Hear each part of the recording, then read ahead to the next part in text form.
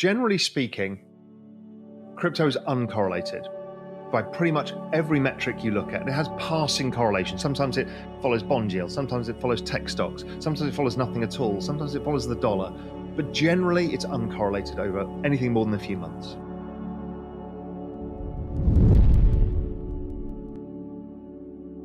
It's just a matter of context and perspective, I think.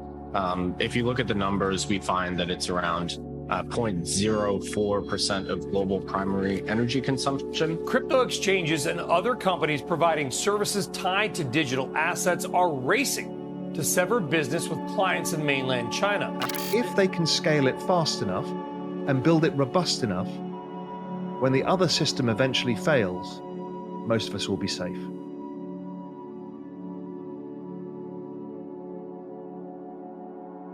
Why are macro people interested, or why did they become interested from 2011, 12 onwards in crypto? And one after the other, most of us have moved across in one way, shape or form. It's because macro looks at the structure of global economies, the financial system, and the opportunities that give. So if you worry about debt, well, the thing that happens in a recession is you end up cutting interest rates to make sure the debt doesn't blow up.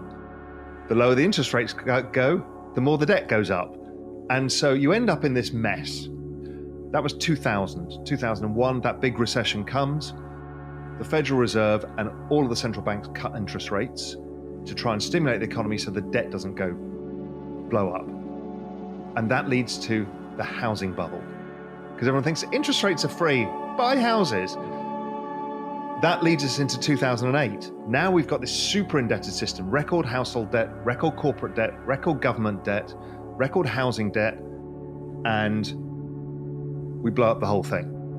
So the answer to stop everybody being decimated, in particular these baby boomers who are edging towards retirement, was to cut interest rates and then do another piece of magic, which is printing money, quantitative easing.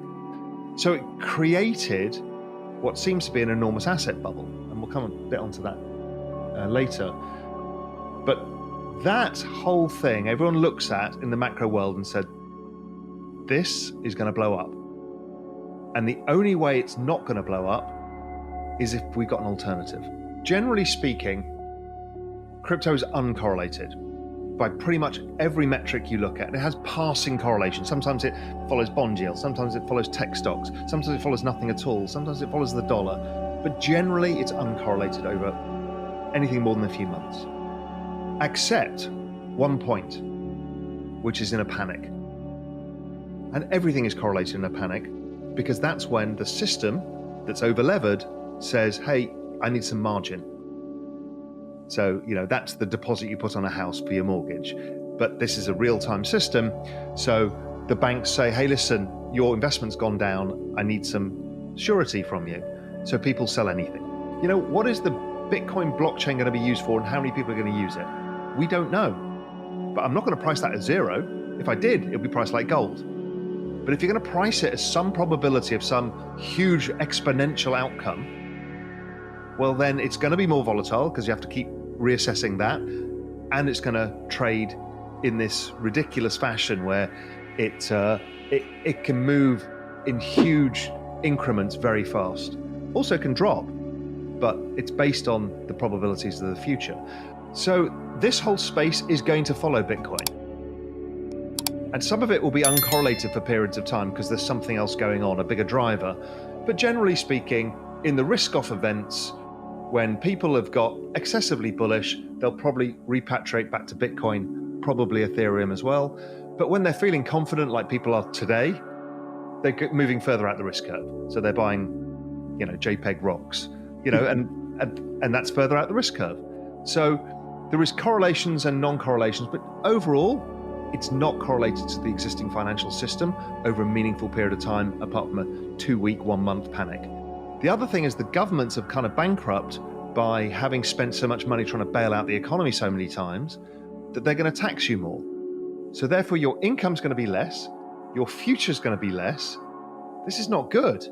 And they've got the risk of banks blowing up and other things, which means you could lose all of your capital. Because Bitcoin, with its restricted supply and its outside of the banking system, no leverage, basically, or over collateralized, with the recorded ownership, is a way of putting your assets into something that over time should do extremely well.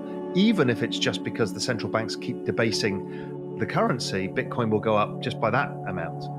But as we know, it also gives you a call option on the future. So what you've got is an asset class that's currently, just Bitcoin alone, is currently just under $1 trillion today.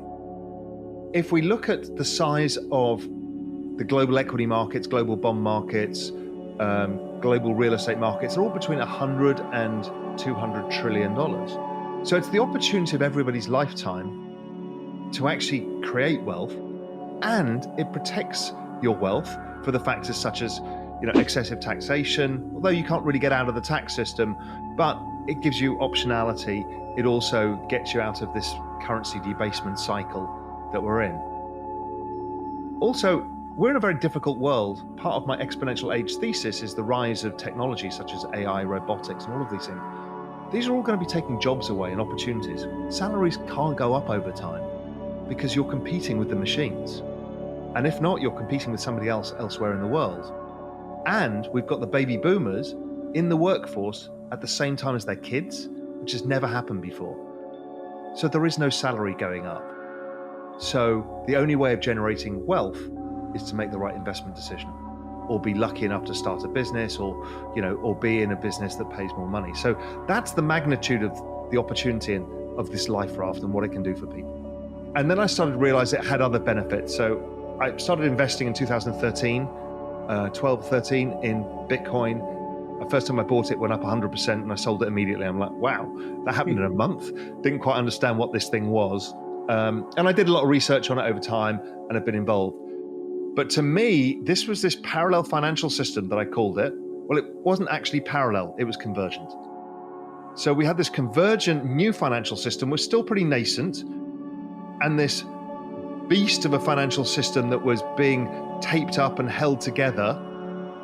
And I thought, if this one blows up, we're in trouble unless this one scales fast enough. And I call it like a migration. It's essentially a migration into a new system. And I knew that the next recession, these two convergent paths were going to meet, because the next recession was going to take more quantitative easing, more fiscal stimulus, and there were no interest rates to cut, really. And that was 63% a year in those first 10 years. It's growing at 113% a year. We've never seen anything like this. And this is this migration. And if we step back and say, what is all of this stuff we're talking about? It is literally tens of thousands of really smart people in real time building a new system. And it's not only just a financial system, it's the whole system of value and a modern future that doesn't rely on the past.